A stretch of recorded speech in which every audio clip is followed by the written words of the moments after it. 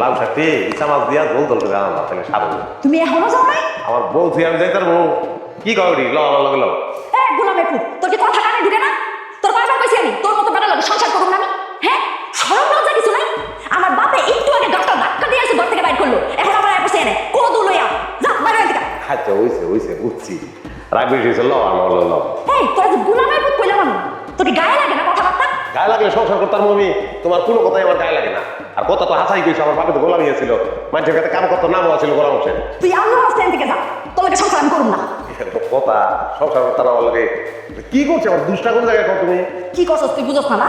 বিয়ার পরে তুই আমার দিছসটা কি? হ্যাঁ, তোর কাছে যদি আমি চাইছি আইফোন, তুই আমার দিছস বাটন ফোন। তোর কাছে যদি আমি চাইছি যে কক্সবাজার লয়ে যা, তুই আমার কই লাগেছিস বক্সি বাজার। তোর কাছে আমি চাইছি গরুর মাংস খাওয়া, তুই আমার কি খাইছিস মুরগির মাংস। তোর কাছে যদি আমি চাইছি ওইছে স্বামীর সামর্থ্যটা বুঝতে লাগতো না শুনো স্বামীর সামর্থ্য অনুযায়ী স্ত্রী চলতে হয় স্বামীর সামর্থ্য অনুযায়ী স্ত্রী যদি না চলে তাহলে সংসারে শান্তি থাকে সামর্থ্য অনুযায়ী চললেই তো সংসারটা শান্তি তাহলে তো আর শান্তির কিছু নাই আরে তোর সামর্থ্য আর শান্তি বউ বলতে পারছ না? বড় বড় শান্তি আর সুখের কত বড় কথা হয়ে যাইছে। তোর সাথে সংসারই করুম না, তুই যা এদিকে বাইরে, একদম দূরে যা।